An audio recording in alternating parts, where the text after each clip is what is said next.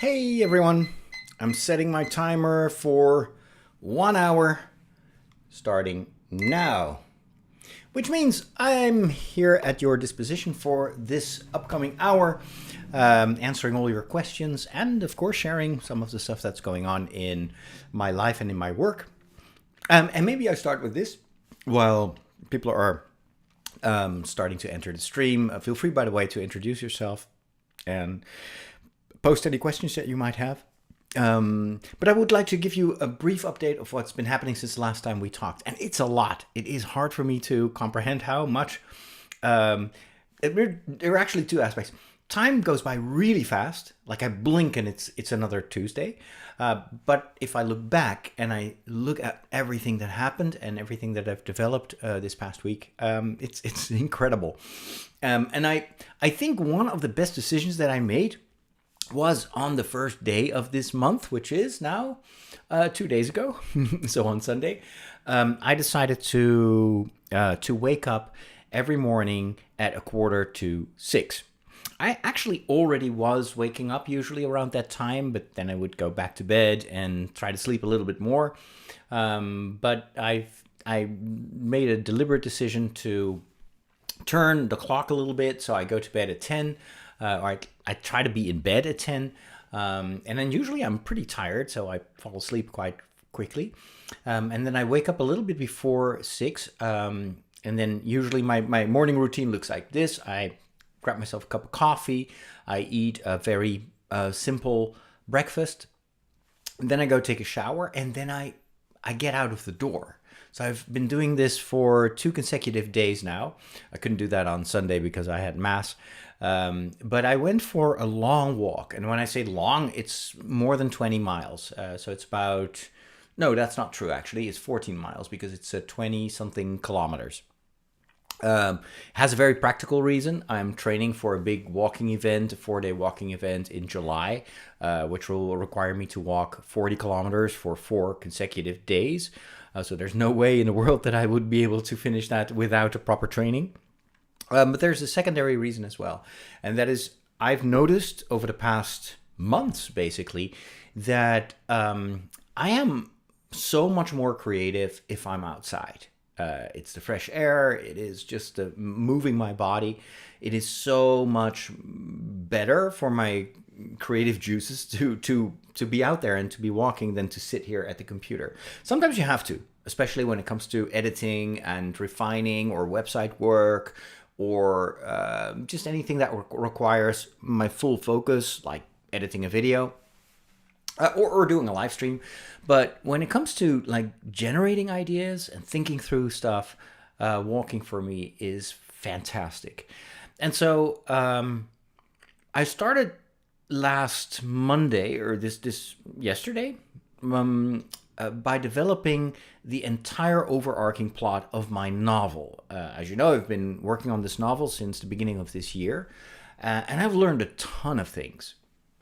I've even been writing quite extensively. I think I got about 5-6 chapters already. But while writing, I discovered how much I didn't know about writing and about how to tell a good story. And the more I progressed, the more I started to realize that the story that I have conceived originally for one book probably needs a trilogy. To fully expand it. And I could rush it. I could squeeze it all into one book, but then everything would become very superficial.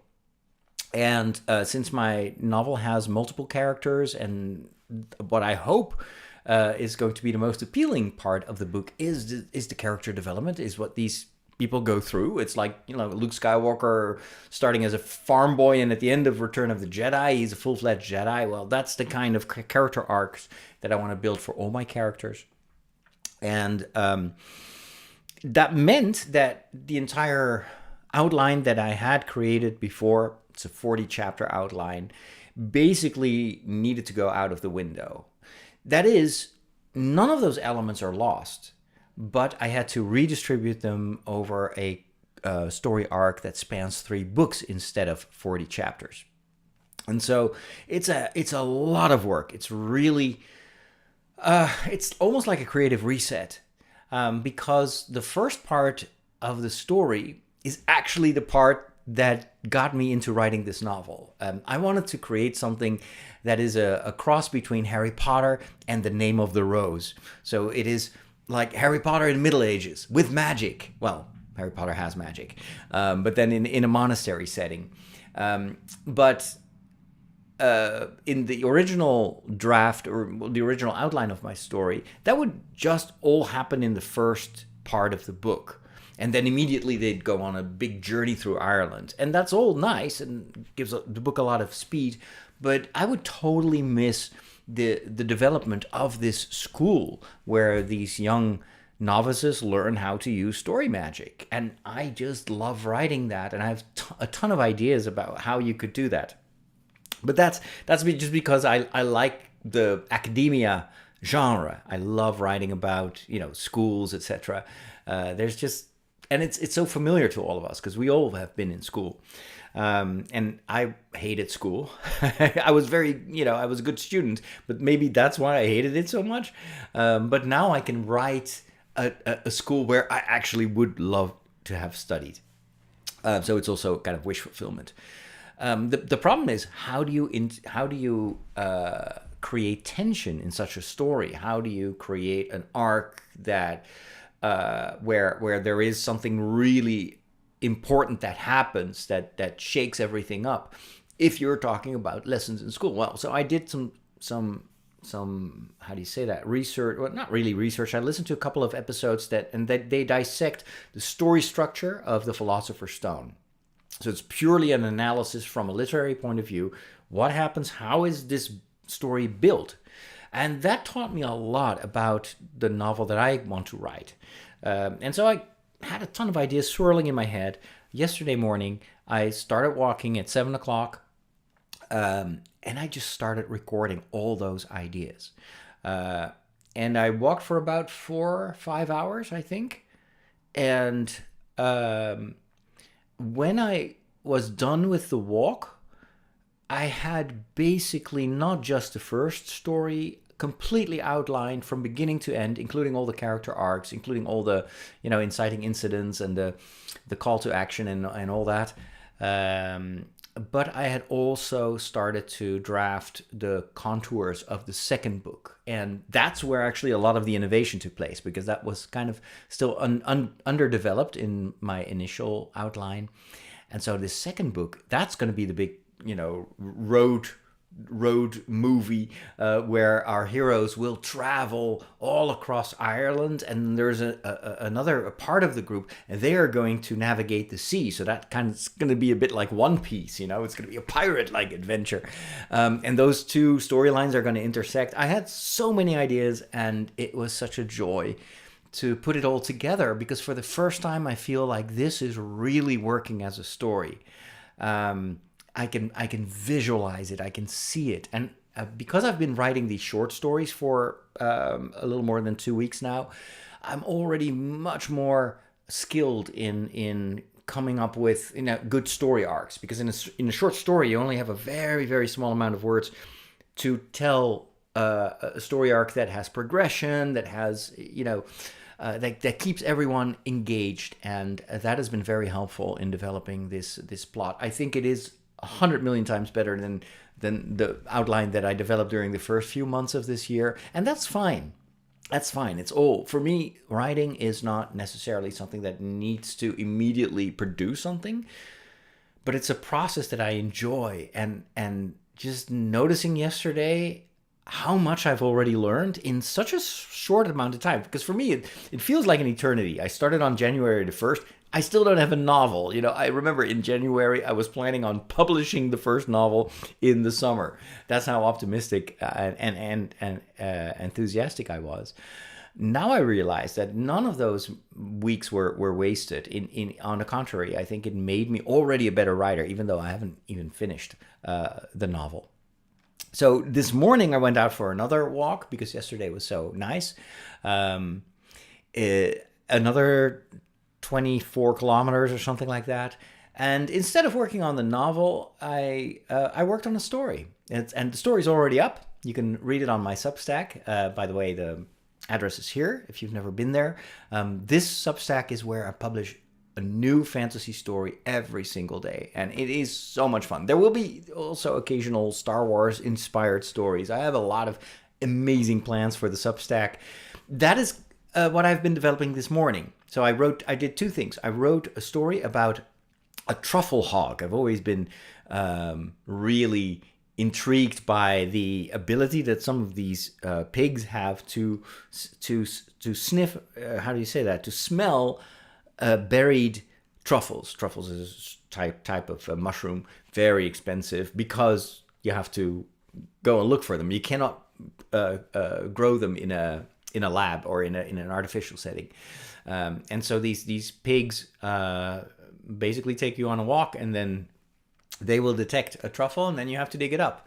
And as usual, all my stories start like that. I start with just a spark, an idea, and I don't even know why I thought of a hog and of a truffle hog. I don't know where it came from. But all of a sudden I have this picture, and I'm thinking, the next question I always ask is, what if I twist this? So a truffle hog finds truffles, right? How can I make that interesting? By letting the hog find something that you don't expect, and it's not a truffle. So what could it be? And then the story starts to emerge, and it is so much fun. So usually I kind of bounce around with the idea in my head, and then when I kind of think I know where the story goes, and sometimes even how it ends, I just press record on my phone, and I dictate it into an app, into a recording app. And so that will result usually in a very long story. It's about, today's story was about 50 minutes long. And it's because I just describe all the details and all the sensory things. And oftentimes I will just add way too much. And I know that ultimately this will have to be condensed into a short story. Because let's be honest, nobody has time to read a full novella every day. So I'm like, okay, you need to be able to read this in 5 or 6 minutes. That's kind of what I aim for. But then when I return home, I have so many ideas to work with. And so the actual condensation is almost like brewing coffee, So my original draft, or the raw version, is the coffee, and then I just put hot water on it, and then I distill it. And then the story is actually what's in the coffee pot. It's a very fun method, and it really works for me. I don't know if it works for everyone, but for me, this is the ideal method. It is also contained, so I know that I will never have to work after afternoon. So after lunch, I can just focus on my regular work. But it does help me to create a story of about 1,500 words, sometimes a little bit less, sometimes a little bit more. So 1,500 words per day, which means that I could basically write the content of an entire novel in 1 month. And that's my aim. My aim is to publish a novel every single month. Because I'm behind. I should have started writing 30 years ago. I didn't. I thought I didn't have time for that. I thought it was a waste of time. I wish I had known better. But now I have the time. I have the ideas. I love the process. And it's the highlight of my day. Once I have created that story and I published it on my Substack, go subscribe. I'll make it worth your while. Once I put it on my Substack, basically my day is already a success. And then all the rest is bonus. And it is so much fun. So the second thing that I did, it was very interesting as well. It's kind of a bit of a deep reflection on a number of projects. So you're watching this on one of my channels, right? So I've got my 3 YouTube channels, the main channel, I've got the book channel, and I've got the anime channel. I also have a Lego channel, but that's kind of dormant because I don't have much time. I don't give myself much time to play with Lego. But anyway, 3 main YouTube channels. I've got a Facebook channel, which is pretty big. And then I've got TikTok, but TikTok, I only use it for anime for now. And then I've got, LinkedIn. So you might be watching this on LinkedIn or Facebook, as I said. So here's the plan. I was thinking of one of the things I'm super excited about is an idea that I developed a couple of weeks ago at an anime convention. And the idea was to create a fantasy podcast. But not just an audio podcast, but I would present it as a video podcast. So it would be me presenting it, hosting it, a bit like this, but nicer, with nicer lighting, and maybe build a set. And then it would have segments, interview segments, filmed on location. The idea for that weekly show would be basically I invite people to come with me to a magical world, to go over, to cross the border into a world where we would much rather be than in the real world where we're in. Of course, it's a bit of escapism, but we need that, especially because our times are so dark right now. And then the idea would be to make it really atmospheric. So if you're listening, it starts in a tavern. And the tavern is called The Quill and Candle. And that's where we meet the storyteller. So there might be a bard, there might be a roaming storyteller. Of course, these are just going to be real people that I interview. But the idea is we always start with a story. And it's like, okay, it's as if everybody comes together in this tavern and I'm sitting at a table with a mug of hot chocolate. And it's like, okay, tell me a story. What have you seen? And then, I would invite, for instance, a fantasy author, and he or she would just tell me a story from one of their books or something like that. And then from there, after that introduction, we would go take a horse, and you would hear the horses, and we will go and have an adventure, and then we'll go into the fairy woods, and then we will encounter, I don't know, cosplayers or something like that. And then we'll have a little chat there, and there may be a musician that we're going to visit, or we might enter a bakery, and there will be a cook or a chef or a pastry chef, and they're going to tell us their secrets, how to make elven bread, lembas, or how to cook dwarven cookies. I don't know, just something with food, because I love that. And it kind of fits the kind of cozy fantasy vibe that I'm looking for. And then from there, you could go to other parts of that imaginary kingdom and fill a show. And every episode would be about 25 minutes.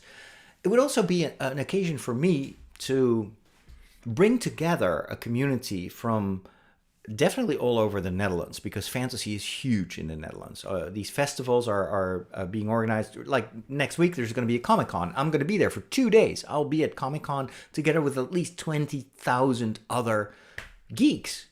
And I'm thinking, nobody makes a program for these geeks. Well, I'm going to do it. I'm just going to create this weekly show where we go and explore the world of storytelling and imagination.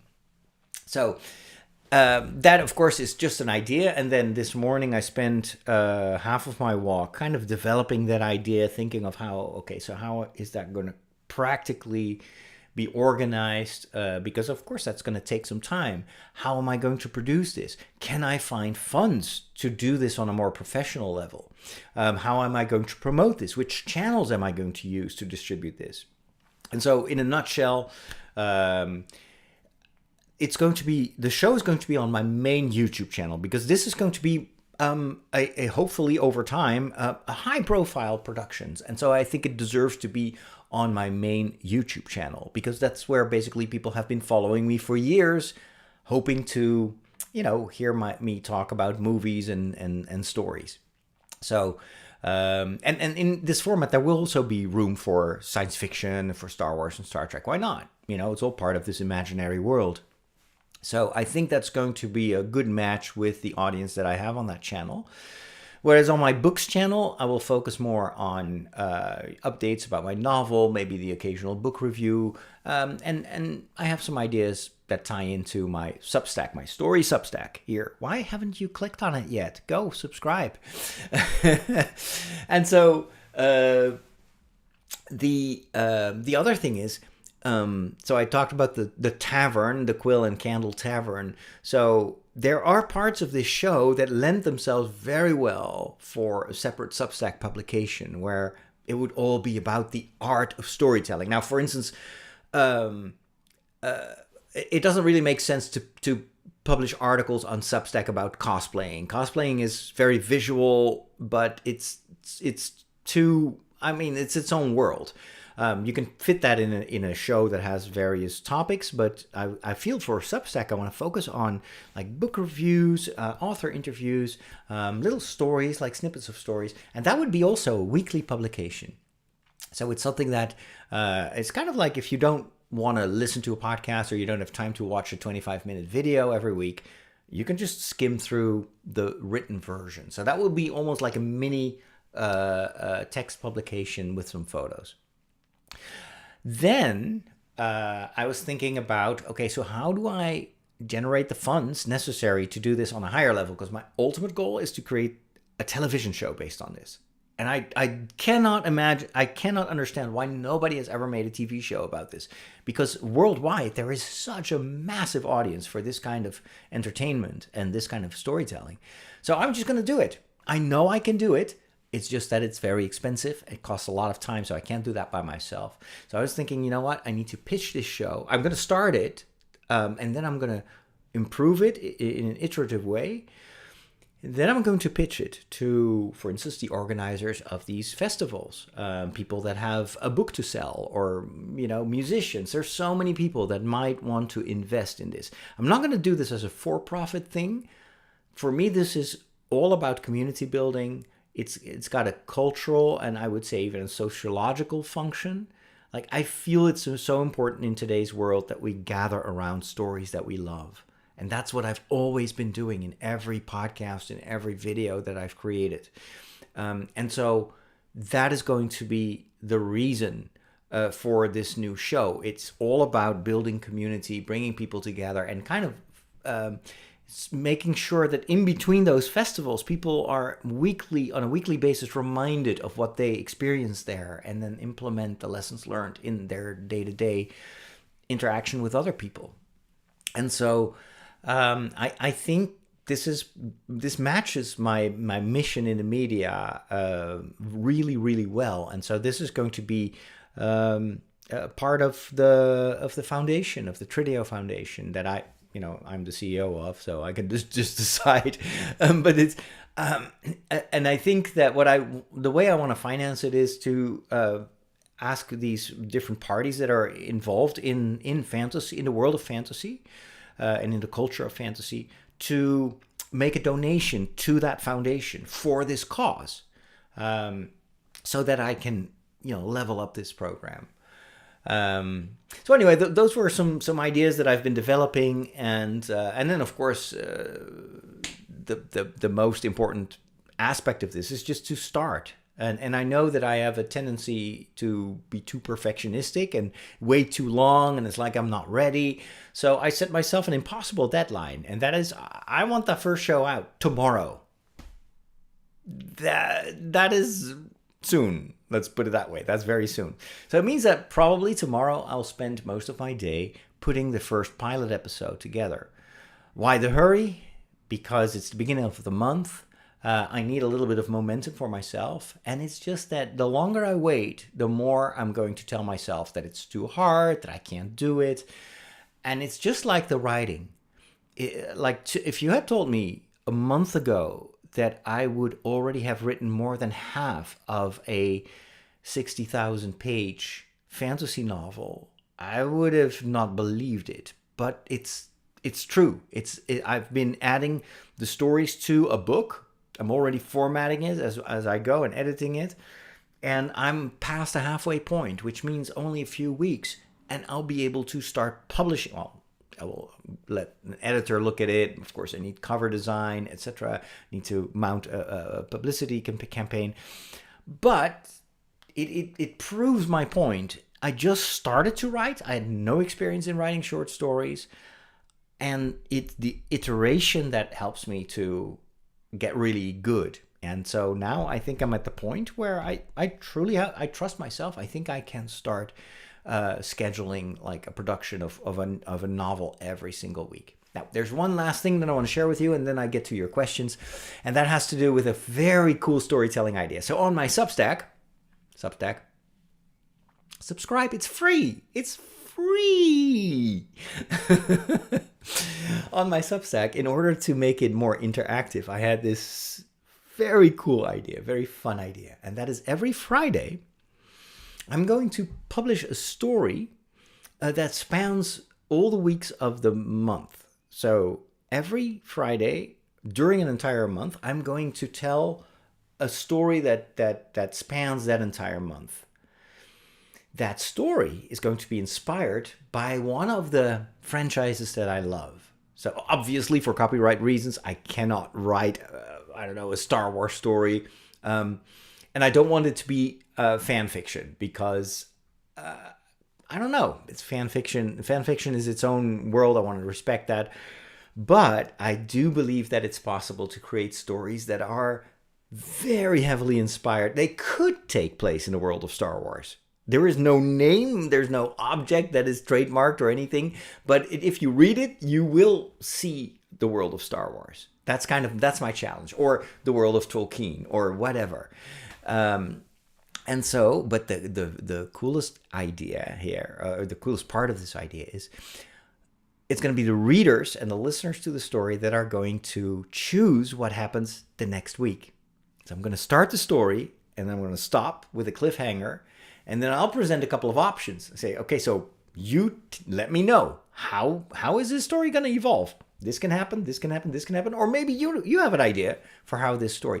And then there will be a deadline, or a couple of days where people can vote or let me know, and then I'll start writing. And then on Friday, the next Friday, you will hear which path I've taken with that story. So it's kind of choose your own adventure, but then in a serialized way. And I think that's going to be so incredibly cool. And every week there will be a reboot. So even if the story kind of, I'm still learning this, kind of figuring this out, that's not a problem, because next week or next month, at the beginning of the next month, there will be the start of a new story. And I can also start to change up the genres. Right now I'm focusing mostly on the cozy fantasy genre. That's one. So little almost fairy tales or fables. And then I write a couple of children's stories, you could say. So these are funny stories about animals in Rome. And I have a lot of fun, but that's a one-time project. I just want to realize this childhood dream of becoming a children's book writer. So there you go. That's why I'm doing that. But I also have a lot of ideas for science fiction stories, or like magical realism or urban fantasy. There's so many cool stories, or maybe even a detective or a murder mystery. Why not? Every month I can tell a new story. So one of the things that I'm currently thinking of is to start with something that my anime audience will love. I've recently started to watch Freerun again. That is such an amazing anime series. And so I would like to tell a story that could take place in the world of Freerun. I'm going to tell my own story, but it's going to have the vibe of the Freerun anime. And I think that will allow me to bring in also the fans of my TikTok channel, my anime TikTok channel, because, it's going to be very similar to the stuff that they already love. And then maybe in the future I'll do like a One Piece inspired type of pirate story, or I don't know, there's so many possibilities. Maybe even Death Note or something like that. And then of course I want to do something with Star Wars. Of course I want to do something with Star Trek. Why not? But anyway, it's time for your questions. And of course, if you have any feedback on this or ideas, then let me know. Let me take a look at. I'm just going through the whole list. Margot is there. Mike Kuipers is there. Pika has watched Dan in Kaju number 8. Which I've never heard of, but good. That's interesting. Holy Night Father, asks, after seeing Andor, how would you compare the Galactic Empire politics? How would you compare the Galactic Empire politics-wise to many Catholic empires that ran the Western world during the Middle Ages, Renaissance, and Baroque eras? Well, I'm not an historian, nor am I a church historian or a political scientist, but obviously Andor is inspired by these political power structures that we've seen throughout history. Tony Gilroy, who's the main writer and showrunner of Andor, has said that it's not specifically trying to channel, one piece of history. It's not just about Nazi Germany. There are some elements, definitely. It's not a modern fable about the Trump administration or something like that. It's not about, but the thing is, a lot of power has a tendency to corrupt people throughout history. So you see patterns, and I think they were really masterful in kind of extracting those patterns that you see over and over again in history and also in church history, and then spin a Star Wars story around it. And that is, I think, why the series is so good, because everybody can relate to it. We've all seen this over and over again. And same thing is true with this, rebellion that is growing. We can all identify with that. Even as children, sometimes we would rebel like that against our teachers or something like that, and we felt that we're the good guys, and it's worth sticking your neck out for a good cause and to defend the weak, and So yeah, that's I think the strength of Andor. You can watch it at any time, and I think that in 10 years from now, this will just be as relevant as it is today. There will be other power structures. The political situation will be completely different in the world, but I think the story that Andor tells will, in a certain way, always remain timeless. Pika's gonna watch Shangri-La Frontier. I can highly recommend that. That is an awesome anime. I've had a lot of fun watching the first season. Holy Knight Vader wants to know if I've played the Knights of the Old Republic games. I have played the online MMO for a while, which was okay, a little bit generic, I would say. Knights of the Old Republic, I played like the first part of that game. That was really interesting. I still hope that one day we will see the remake, because the graphics are a little bit clunky, but never had the time to finish the game. And I know I just have to sit down and play that for 2 weeks, and I've had an amazing experience. But, I blame my ADHD. It's just really hard for me to focus on one thing at the time. What do I think about Life of Brian? I think it's very funny and very irreverent, just like you would expect from Monty Python. Barry is here from Derry, Ireland. Good to see you. Sam is there, who just came back from climbing the roof and helping his boys to recover their balls. Did I read about Parks and Recreation actor Jonathan Joss dying? Yeah. Oh, I didn't realize that he was in Parks and Recreation. That is very sad. Yeah, well, it's the gun violence in the United States, because I presume that was in the United States. It's unfortunately going to produce victims every week. It is until America decides to change, I think, their whole relationship with guns. This is going to happen time and again.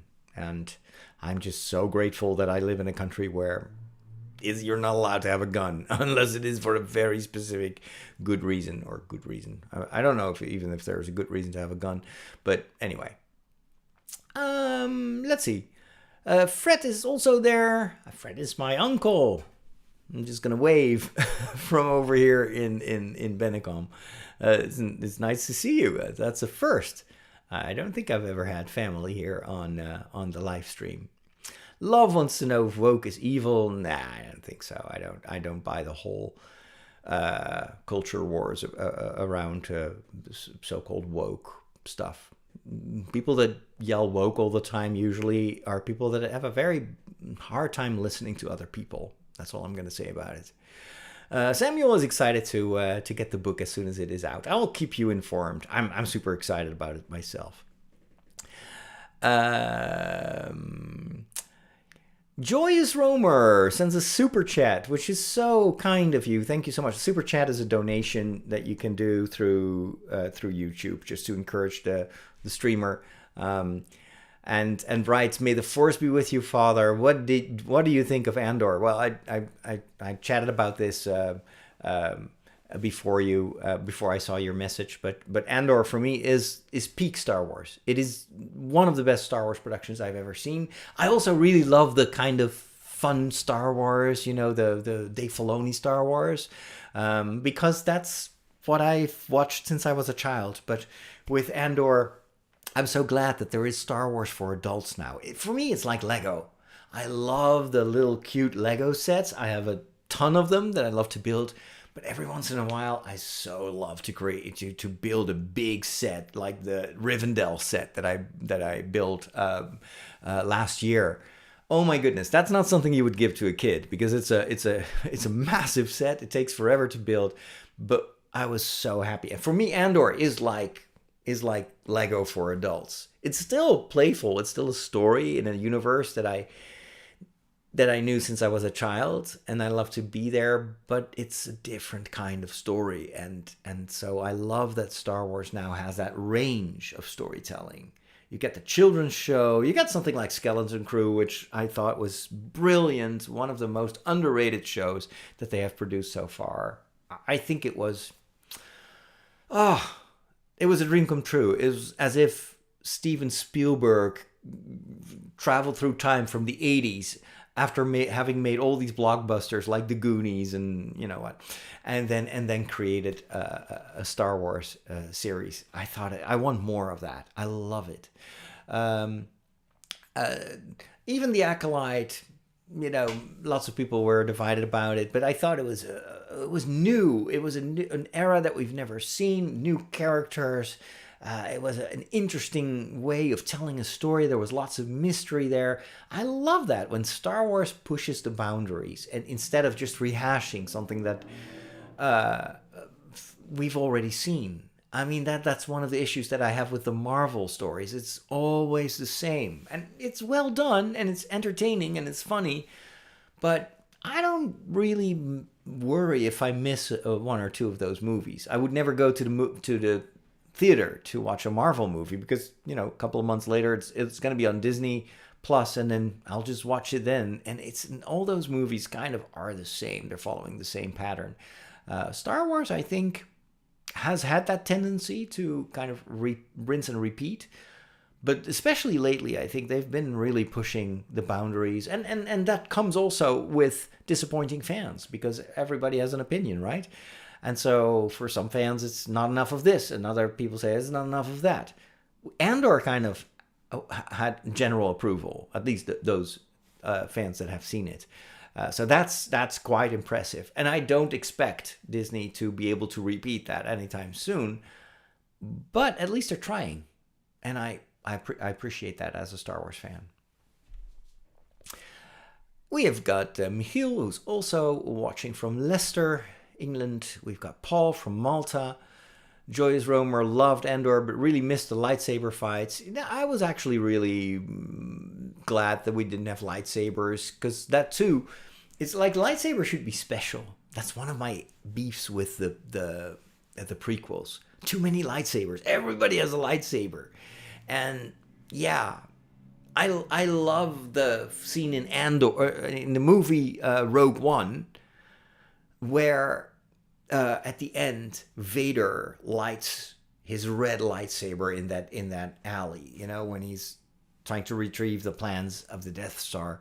That's the only lightsaber that we see in that entire movie, but it has so much impact, and that's what I want. That's the power of lightsabers. They should be rare. It should be special to watch a lightsaber fight. You know, bring back the kind of choreography that we saw in the Phantom Menace, the big fight, Qui-Gon Jinn, Obi-Wan Kenobi, and Darth Maul. That was one heck of a fight, and for me, it did so much more than later on in the two other sequels, or prequels, I should say, where you have hundreds of Jedi running around in that arena. Doesn't do anything for me. Or the fight between Yoda and was it Palpatine? Who did he fight? I think it was Palpatine in the Senate. Oh, that was just painful to watch. I thought it was horrible. That was so like, no, I don't want to see this. Yoda's Yoda. He's supposed to be in a swamp and saying wise things, but this is not Yoda. This is what's his name? Sonic. It's basically a green version of Sonic the Hedgehog. And I don't want to see that. Anyway, I'm not George Lucas, thankfully. But for me, so to summarize, I wasn't at all bothered by the fact that Andor didn't have lightsabers. I thought it was refreshing. It shows that the universe is strong enough to tell stories in without going back to all the tropes of Jedi and lightsabers. And, you know, the next series, the next movie will be full of lightsabers. I have no doubt about that. So anyway, let's see. Lightsabers make a fine addition to my collection. Grievous too had too many lightsabers. I totally agree. The whole character of Grievous for me didn't work. It was too cartoony for me. But then again, I don't really dare to say it out loud, but you get the unfiltered Father Roderick here on the stream. That's why you watch. For me, the prequels were all super disappointing. I thought it's George Lucas when he doesn't ask for advice. It's George Lucas where everybody is like, yeah, good idea. Yeah, let's do that. And then behind his back is like, oh, please. And I know that a lot of younger Star Wars fans love the prequels because that's what they grew up with. But for me, I think what Disney is doing right now is so much closer to the original trilogy. And that's also why I didn't care that much for the Clone Wars. I watched it all. I felt I had to, especially, and it generated a couple of really cool characters like Ahsoka. I loved seeing more of Anakin and the relationship between Anakin and Obi-Wan. But there was also so much in the Clone Wars that I was like, can we please move on? It's just so much of the same. This is kind of the issue that I have a little bit with Dave Filoni. I think he's a masterful storyteller, but he is always painting the same kind of pictures. He's always using the same palette. And that's why I hope that in the future they will keep inviting new creators, people like Tony Gilroy, but there are so many other talented people to tell different types of Star Wars stories. Instead of just always reverting back to the well-trodden path. Mr. Mystery says, I need help. I'm writing the first draft of my first novel. Congratulations. That is so awesome. You're an author. You're a writer. It's one of the nations is inspired by Japan. I'm not Japanese at all. Any books or other research materials I should use so I don't look like a fool writing about something I have no idea about. You actually touch upon something that a lot of us writers struggle with. And for me, it wasn't really that I was writing about a foreign culture, but I was writing about a different time in history. So my novel takes place in the early Middle Ages in Ireland. And I've been to Ireland several times. I know what it looks like today. I've been even visiting some of those sites, those archaeological sites of the monasteries where also my story takes place. But I realized when I started to write and started to do my research that my entire image of the Middle Ages was completely thwarted. And that a lot of the way in which I imagined the early Middle Ages was actually based on the late Middle Ages, like the 12th, 13th century even. And so I had to completely repaint that picture in my mind. And the way I did it was by just doing a lot of research. It helped to have been to Ireland. So that's something that you might want to consider is to go to. I mean, Japan is a very peculiar culture. It's so different from the world in which you and I live that it's daunting to try to describe that well without being offensive. It's like if an American, I'm just American as if these people exist, but let's say if an American would write a story that takes place in Holland, but that person has never been in Holland, I know exactly what that story is going to look like. It's like, there once was a boy called Jan or Kees, and he lived near a dike, of course, and every once in a while he would put his finger in the dike. Everybody thinks that that's a Dutch story. It's not. Nobody in the Netherlands knows that story. It is actually a story that was made up by an American school teacher. So people are always like, okay, you must love that story. I had never heard of that story before I went to the United States. Anyway, and then he would put on his wooden shoes and pluck some tulips and eat a sandwich with, of course, Gouda cheese. And then he would ride his bike past the windmill, and then he would go to Amsterdam, where he would eat a stroopwafel. And that's the risk. If you don't know the culture from personal experience, or because you've been there several times, it is so... Like, I've lived for 2 years in Italy. I wouldn't dare to write a novel that takes place in Italy, because I would get it wrong. You know what? It's 2 years. I write a children's book about Rome, because then I can go all cartoony, and I just have to mention some of the sites, but I don't have to really engage with the culture there. But you say that in your first novel that you're currently drafting, your nation, one of the nations, is inspired by Japan. That gives you a lot of leeway. For me, this was the solution to my lack of knowledge of medieval times in Ireland. I position it as historical fiction. So yes, it is, as far as I can do the research, based on the early Middle Ages. But I kind of painted myself in a corner at first, because I wanted to be so incredibly factual that it started to constrain me. I didn't dare to dream big and tell stories. And like, even like most of my story takes place in the first book in a monastery. And there's a tower that is bigger on the inside, provided you have the right magical key. And I had completely conceived it. I love that idea of that tower, because those towers, if you go to Ireland, if you go to Glendalough or you go to Clonmacnoise, those towers are still standing. So I figured, someone who's read my book and goes and visits Ireland, he will see those towers and think, oh, on the inside, there's a magical school. Like, those are Hogwarts towers. And so I had, it's a very essential element of my story.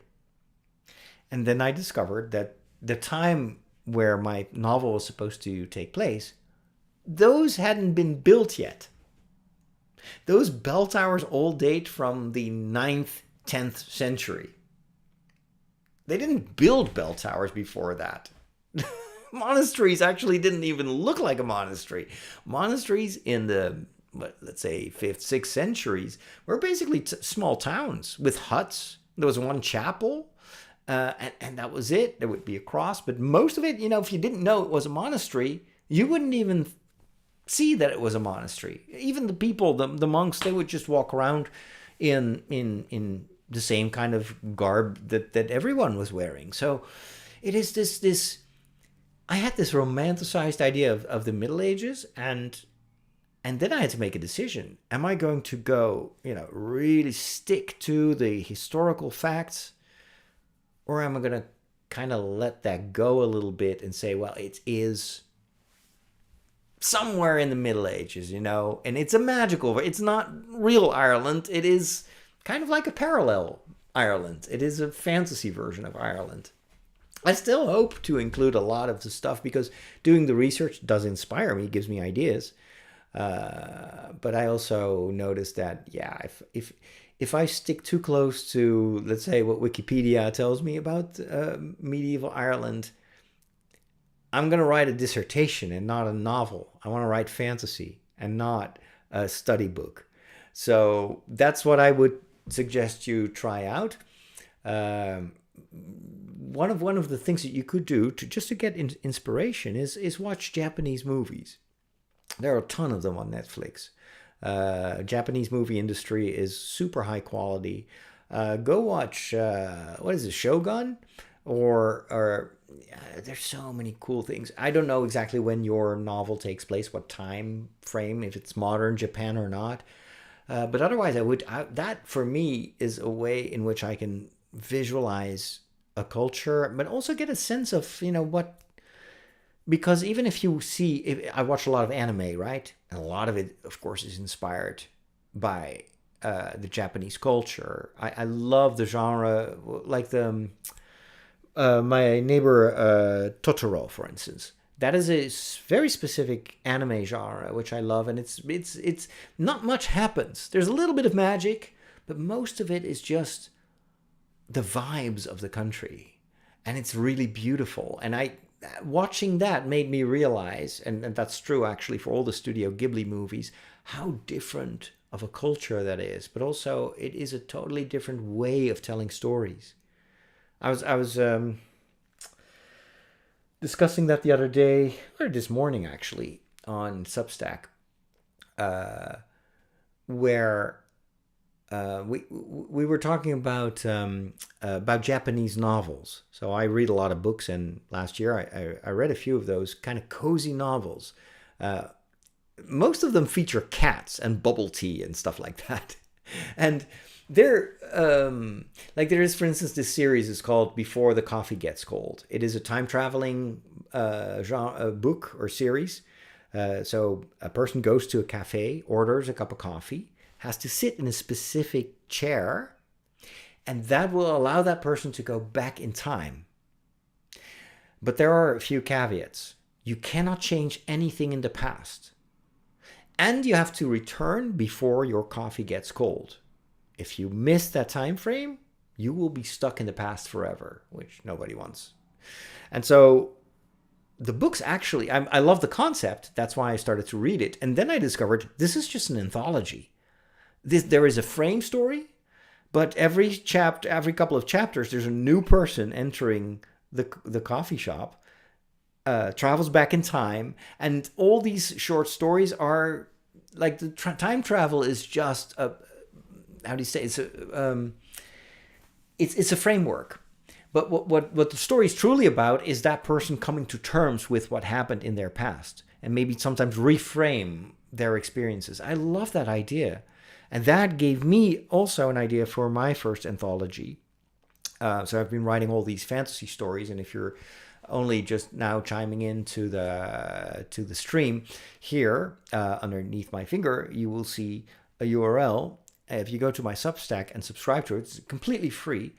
You can read my fantasy stories, and it's the best storytelling I've ever done in my life. I can truly say that. I don't know how it compares to, real writers. I still feel a bit of an imposter, but it's certainly the best, most imaginative storytelling that I've done in my entire life. I'm extremely proud of the stories that I created. But they're all like fantasy stories. A lot of them take place in the world that I'm building for my novel.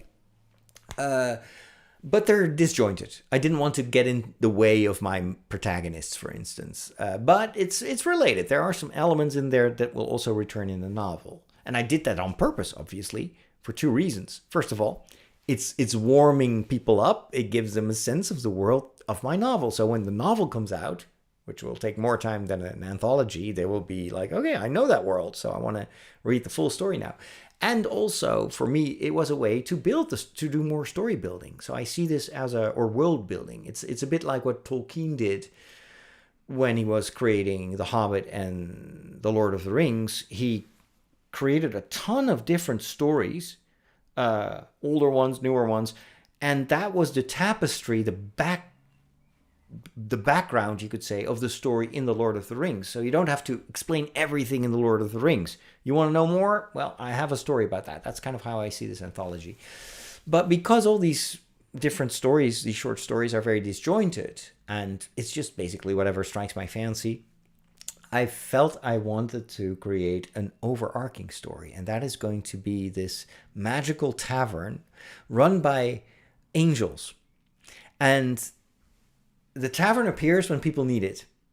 And then the way you pay is by telling a story, is by telling what happened to you. And the angels listen and they write everything down. That's the book. And so between every story, there's going to be a return to the tavern. And then there is also an arc that happens to what happens to the tavern, what the angels do. So I've got a kind of a sketch of what I want that framework to look like. And then the cool thing, and this is what I'm really excited about, is angels are timeless, right? So this tavern can also appear later in time. I'm not stuck in the Middle Ages. I can even have this tavern appear in the future, still run by angels. And then you will have totally different visitors and different stories. So this will allow me to write science fiction and still create a series of books, a bit like Before the Coffee Gets Cold, which now has like 5 tomes, I think. And so that creates like a connecting tissue between all these loose stories. And I'm so excited about that. That's what I always wanted to write a series, but I never thought I would. And it's so much easier than I thought it would be. Anyway, Samuel says, I should think that Dave Filoni should be the main supervisor of Star Wars, not the main writer. I think that they're getting there. Of course, he is writing Ahsoka season 2. I'm glad he does, because that's based on a lot of the kind of the lore that he developed in Clone Wars. But yeah, I think he's going to be kind of he's the replacement of George Lucas. What I like about Dave is that he's so much more collaborative, and he's always worked in teams, and George Lucas not. George Lucas is very solitary, very opinionated, and thankfully, because otherwise we wouldn't have had these movies. But I think that Dave Filoni is more what the franchise needs right now. So I totally expect him to be open to new creators. I still would like Disney to do something really daring. And I've said this before, I'm going to say it one more time. Why don't you just hire young filmmakers and give them the smallest budget possible? Give them $1 million and say, and that's a lot. For Disney, it's nothing, but for a beginning filmmaker, give these people $1 million and say, I want you to create 6 episodes or 8 episodes with this budget. Has to be Star Wars. Don't go too fancy, because there's no budget for special effects. You can have access to all our clothes. They've already created so many costumes and droids, and play around with that. Create new stories without us having to invest in all the special effects and just use what we have already, even maybe sets that are already there. And just do something, try to do something creative with that. And I think that will create amazing stories. It's risky. But if you don't take any risks, you're never going to push the boundaries. And I think it will pay off, because I think that would generate so much fan enthusiasm. And we will all be rooting for these kids that are creating new Star Wars stories with no budget. It's just my 2 cents. And if Disney would like me to help them brainstorm about this, then they have my number. Well, they don't have my number, but you can reach me. Mr. Mystery says, my novel time frame is a bit odd. I mean, I have Spartan-like warriors, knights, and Aztecs, but also flintlock guns. That's totally fine. It's fantasy. Why not? It's fusion. It's like what you see in a lot of restaurants. I think it's actually very modern to do that. Look at our video games. There's so many games right now, like these MMORPGs, where you have guns, you have bow and arrow, you have mages, you have robots. It all mixes in. As long as the story is good, it doesn't really matter. But this, now that you tell me this, it gives you a lot of leeway with Japanese culture. I would say just don't call it Japan, and you'll be totally fine. It can be your own kind of fantasy version of Japan. But focus on the story. Focus on the characters. And the rest. This is your first draft, right? So you don't have to expand everything right now. You can just... I do that very often. If I don't know how to describe something, or I haven't even figured out where something is taking place, I just say, well, I'll add this later. And then in the first revision of the first draft, I will go and sit down and fill that in. Sometimes the details just need some time to marinate, but they will come to you. What is much more important in your first draft is the overall structure. Make sure to follow I'm probably telling you everything you already know, but the 3-act structure, the inciting incident, call to action, the refusal of the call, all these elements that make a story work. Make sure that you have them in your overall structure. Even if you're a discovery writer, always go back and check if you have the right structure, and because otherwise, if you find an editor who's going to go with you through the, what is it, third or fourth draft, you'll force yourself to rewrite so much. So I that really has helped me to really spend time developing the overall framework of my story, making sure that especially the characters are well developed, have their backstory, and have a satisfying story arc. Anything else is just cherries on the cake, or cherries on the, what is it, on the pudding? Where do you guys put cherries on? Anyway. Can you automatically reheat the coffee? No, that's... you have to return before the coffee gets cold. There's got to be a loophole. Well, maybe there is, but I think the idea is because the coffee gets cold, you can just tell short stories. And that is because it's an anthology. Oh, there's the signal that it is time to wrap things up. Few final questions. Starlord wants to know if I've ever seen The Encounter. It's about Jesus in a cafe. Never heard of it. Sounds great. And a group of people get stuck there because of a storm outside. Is that a movie? That is very funny. I'm always curious to see what kind of Jesus they then choose to portray, because oftentimes it's a very like Western Jesus, like the good-looking movie star Jesus. It always amuses me. Anyway, thank you so much. It was a fun hour. I know I spent about half of our time together just telling you about my projects, but hopefully that, is exciting. I really hope you're going to enjoy the show that I'm going to post tomorrow. Yes, I am. Am I? Yes, I am. So I would love it if you could return to the main YouTube channel. So that's youtube.com/FatherRoderick and watch that first episode and just leave a review or do the thumbs up. All that was really helpful. Not to stroke my ego, but it is, especially when I'm developing something like with these short stories, feedback is so helpful because it teaches me what people like and what works and what doesn't work. So, yeah. And next week, of course, we'll have more stories to tell. So thanks again for stopping by. I hope you have a wonderful rest of your evening. And of course, if you haven't done so already, look at this Substack address. It is free. It's all free stories. And you don't have to read them all. Just subscribe. That's the only thing that matters. And then you can even, if you don't like to have daily emails, there are settings in Substack where you can turn that off and only get the updates on the websites. That's how I do it because I'm following like 20 people. I don't want to get 20 emails every day. But at least you will be able to find my stories every time you're just in for a funny fantasy story.